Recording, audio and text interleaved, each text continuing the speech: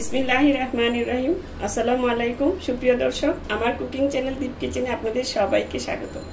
আজকে আমি দেখাবো এই গরমে, প্রচণ্ড গরমে অনেকেরই মুখে রুচি থাকে না, সেই জন্য আমি এই পোড়া বেগুনের ভর্তাটা করে দেখাবো। এটা সহজ উপায়ে তেল ছাড়া আমি করি বাসায়। আমি যেভাবে করি সেভাবে আজকে দেখাবো। চলুন তাহলে কথা না বাড়িয়ে রেসিপিটা শুরু করা যাক। পোড়া বেগুনের ভর্তাটা বানানোর জন্য আমি এখানে একটা বেগুন নিয়ে নিয়েছি মিডিয়াম সাইজের। এই দেখুন, বেগুনটা আমি ভালো মতন করে কাট করে ধুয়ে নিয়েছি একদম ভালোভাবে। অনেকে মাঝখানে একটা দিয়ে নিয়ে নেয়, অনেক সময় কিন্তু অনেক জায়গায় বেগুনের পোকা থাকে, এগুলি দেখে নেবেন, নাহলে কিন্তু পোকা সহ ভর্তা খেতে হবে। এখন আমি এই বেগুনটার ভিতরে এই যে এইভাবে রসুনের কোয়া, রসুন আর কাঁচামরিচ একটু ঢুকিয়ে দিব। এটা দিলে খুবই ভালো হয়, একটা ফ্লেভার হয়, রসুনটাও সিদ্ধ হয়ে যাবে। এইভাবে দিয়ে তারপরে সবগুলো এই তার ভিতরে আমি মরিচ আর রসুন ঢুকিয়ে দিচ্ছি। আর এখানে নিয়েছি 2টা টমেটো। এই টমেটোটা আপনারা বাড়িয়ে কমিয়ে দিতে পারেন, আমি 2টো নিয়েছি যেহেতু বেগুনটা ছোট। এখন আমি সবগুলো দিয়ে তারপরে আমি চুলায় এটা উঠতে দিয়ে দিব। বেগুনটা আমি রসুন মরিচ দিয়ে নিয়েছি। এখন এই যে পোড়া, এখানে একটা আপনারা এর মধ্যে চুলার উপরে একটা স্ট্যান্ড বসিয়ে নেবেন, তাহলে বেগুনটা পোড়া দিতে খুবই সুবিধা হয়। এই যে সাথে 2টা টমেটো আমি পোড়া দিয়ে নিচ্ছি, একসাথে দিয়ে দিবেন। আর যদি বড় বেশি দিতে চান বড় একটা স্ট্যান্ড বসিয়ে নেবেন, তাহলেই হয়ে যাবে। এখন আঁচটা একটু এই যে এইভাবে আঁচটা দিয়ে যাতে বেগুনটার সাথে লাগে, টমেটোর সাথে লাগে, এভাবে দিয়ে তারপর ঘুরিয়ে ঘুরিয়ে পুড়িয়ে নিতে হবে। এখন আমি এগুলো উল্টে দিচ্ছি, এই যেভাবে উল্টে দিবেন, সুন্দর করে পোড়া হয়ে যাবে। ঘুরিয়ে ঘুরিয়ে উল্টে উল্টে দিতে হবে, নইলে কিন্তু একদিকে হবে আরেকদিকে হবে না। এইভাবে আমি সবগুলো উল্টে পাল্টে এটা পুড়িয়ে নিব। এই দেখুন, বেগুনটা হয়ে গিয়েছে, ভিতরের রসুন মরিচ সবই হয়ে গিয়েছে, সিদ্ধ হয়ে গিয়েছে। এই যে একটু খোঁচা দিলে বুঝবেন যে হয়ে গেছে। এখন আমি এটা নামিয়ে নিব। আর এই দেখুন, চুলা অবস্থা কি, এই চুলাটাও ধুয়ে ফেলবেন সাথে সাথে, তাই চুলাও ভালো থাকবে। এটা একটা টেস্ট দিয়ে দিলাম আপনাদের নতুনদের জন্য। এখন আমি এখানে নামিয়ে নিয়েছি। এখন ঠান্ডা করে এটা ভালো মতন এই উপরের ছিলকাগুলি ফেলে দিয়ে ধুয়ে তারপরে আমি ভর্তাটা বানিয়ে দেখাবো। এর আগে আমি শুকনো মরিচগুলো টেলে নিচ্ছি। এখানে আমি 4-5টা শুকনো মরিচ টেলে নিয়েছি, যার যেমন লাগে ঝাল খান সেরকম ভাবেই নেবেন।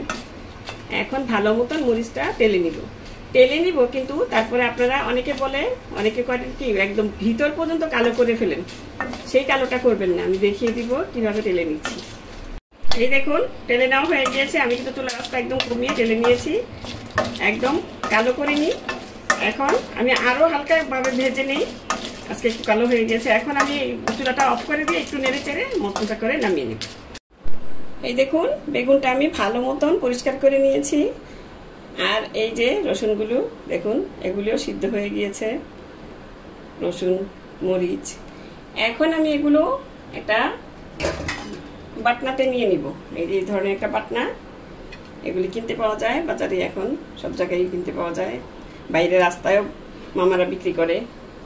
এখন এটাতে নিয়ে তারপরে আমি সাইডে রেখে দিলাম।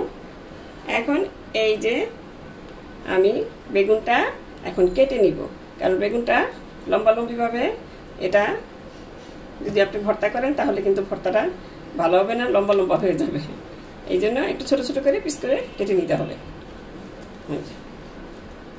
এই ভর্তাটা আমি তেল ছাড়া বানাবো, সরিষার তেল দিয়ে অনেকে বানায়, কিন্তু আমি তেল ছাড়া বানাবো। এই গরমে আপনার সরিষার তেলটা অনেক সময় খেলে খারাপই হয়, এই জন্য আমি সরিষার তেল ছাড়াই বানাবো ভর্তাটা। কিন্তু সরিষার তেল ছাড়াও অনেক মজা হয়। আপনারা একবার বানিয়ে দেখবেন, তারপরে কমেন্ট করে জানাবেন যে আপনাদের কাছে কেমন লাগলো। আমার কাছে খুবই ভালো লাগে সরিষার তেল ছাড়া। আমি সরিষার তেল দিয়েও বানাই, সরিষার তেল ছাড়াও বানাই। এখন এটা এইভাবে কেটে নিয়ে টমেটোটাও সেম ভাবে আমি কেটে নিব। এখন ভর্তাটা বানিয়ে নিব।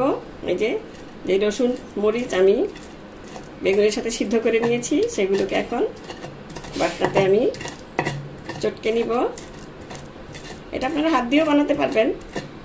এটা দিয়ে বানালে খুবই মানে হাতে অতটা মানে অনেক সময় কিন্তু মরিচ ধরলে হাত জ্বালা পোড়া করে, সেটা আর হয় না। আবার ভর্তাটা অতি তাড়াতাড়ি হয়ে যায়। এখন আমি এখানে দিয়ে দিব একটা কাঁচা পেঁয়াজ। এই পেঁয়াজটা অনেকে মানে কি বলে ভেজেও দেয়, ভেজে না দিয়ে কাঁচা দিলেই ভালো হয়। এখন পেঁয়াজটাকে কিছুক্ষণ একটু এগুলির সাথে চটকে নিতে হবে। আর দিয়ে দিব সেই যে আমি ভাজা শুকনো মরিচ ভেজে রেখেছিলাম সেটা। এটা আপনাদের স্বাদ মতন দিয়ে নেবেন। আমি এখানে প্রায় 4টার মতন দিলাম। আমার বাসায় একটু ঝালটা বেশি খাই আমরা। এভাবে একটু গুঁড়ো করে দিবেন।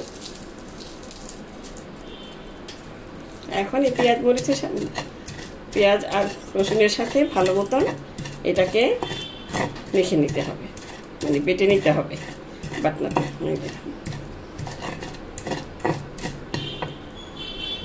হয়ে গিয়েছে। পেঁয়াজের সাথে আপনি পেঁয়াজটাও ভালো মতন পিষে নেবেন, তাহলে আপনার ভর্তাটা পেঁয়াজ মানে লাগবে না, ভালো লাগবে। এখন দিয়ে দিলাম স্বাদ মতো লবণ, আর দিয়ে দিব এখান থেকে কিছু ধনিয়া পাতা। আমি ধনিয়া পাতা আগে কুচি করে রেখেছিলাম, সেখান থেকে অল্প কিছু দিয়ে নিলাম, আর কিছু পরে দিব। দেখুন এখন দিয়ে দিচ্ছি সেই বেগুন আর টমেটোর মানে যেগুলো আমি ধুয়ে কেটে রেখে দিয়েছিলাম সিদ্ধ করে, সব দিয়ে একদম ভালো মতন কেচে কুচে দিয়ে দিবেন। খাবার ফেলে দেওয়া ঠিক না। এখন আমি এটা সবকিছুর সাথে মিশিয়ে নিলেই হয়ে যাবে আমাদের সুস্বাদু তেল ছাড়া বেগুন ভর্তা। অনেকেই বলবেন যে তেল ছাড়া আবার ভর্তা হয়, তেল ছাড়া ভর্তা খেয়ে দেখবেন। আমি আলুর ভর্তাটাও এরকম ভাবে করি, ইনশাল্লাহ একদিন দেখিয়ে দিব। এখন ভালো মতন মিক্স করে নিচ্ছি। এখন বাটনার কাজ শেষ। এই দেখুন মেশানো হয়ে গিয়েছে, সুন্দর মতো মিশে গিয়েছে। এখন আপনি এ পর্যায়ে লবণটা দেখে নেবেন, লবণটা ঠিক আছে কিনা। আমিও দেখে নিচ্ছি,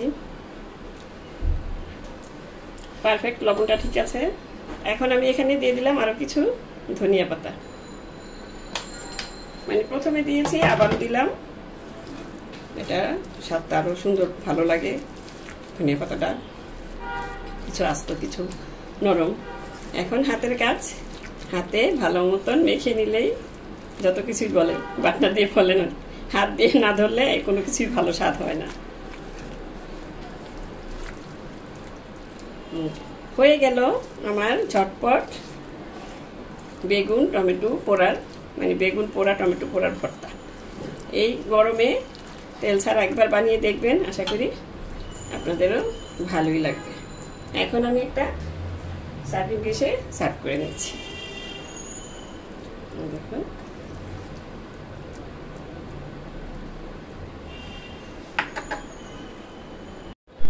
এই দেখুন আমি একটা প্লেটে তুলে নিয়েছি ভর্তাটা।